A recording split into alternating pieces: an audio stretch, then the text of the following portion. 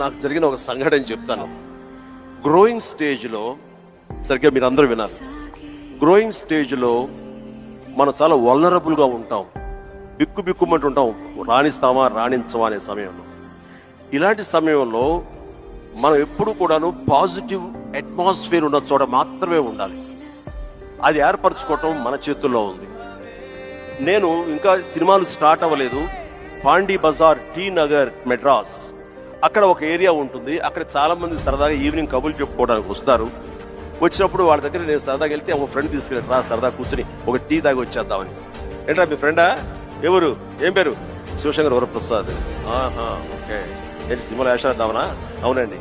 అప్పుడు ఏ వేషాలు అంటే అవకాశం ఉంటే హీరోగా చేద్దామని. వీడు ఎంత అందంగా ఉన్నట్టు, వాడు ఫోక్లోర్ ఫేస్, ఎంత చక్కటి ముక్కు, వాడికే దిక్కుద్ది వాళ్ళ లేదు, హీరో అయిపోతాడంట. అరే బాబు, ఎంత